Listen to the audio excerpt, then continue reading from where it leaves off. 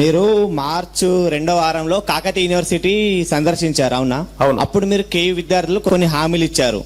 ఆ హామీల్లో మీరు ఎంతవరకు ఇప్పటివరకు ఈ టైం గ్యాప్ లో నెరవేర్చారు చెప్పగలరా? రైట్.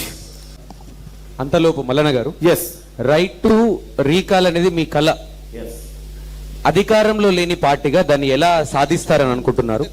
ఎలా యూత్ మిమ్మల్ని ఆ విషయంలో నమ్మాలి? ఇప్పుడు ఇక్కడ ఉన్నటువంటి వాళ్ళు ఉన్నారు కదా, ఇప్పుడు ఇక్కడ ఉన్నటువంటి వాళ్ళు ఉన్నారు కదా, తీన్మార్ మల్లన్న 2 సంవత్సరాలు అయింది ఎమ్మెల్సీగా గెలిచిన తర్వాత. తీన్మార్ మల్లన్న ఎమ్మెల్సీగా గెలిచిన తర్వాత ఒక మాట చెప్పిండు, ప్రతి సంవత్సరం నేను ప్రజలను అడుగుతా, నా పర్ఫార్మెన్స్ మంచిగా ఉందంటేనే మీరు నెక్స్ట్ ఇయర్ కి ఛాన్స్ ఇవ్వండి, లేదంటే రిజైన్ చేస్తా అని చెప్పిన.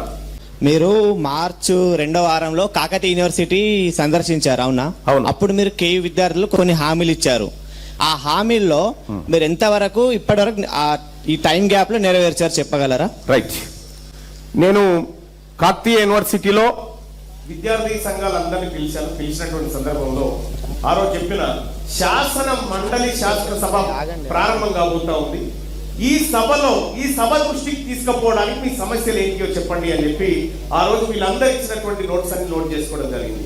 వీళ్ళు ఇచ్చినటువంటి ప్రతి అంశాన్ని పిటిషన్ రూపంలో శాసన మండలి సమావేశం ముందు ప్రవేశపెట్టడం జరిగింది.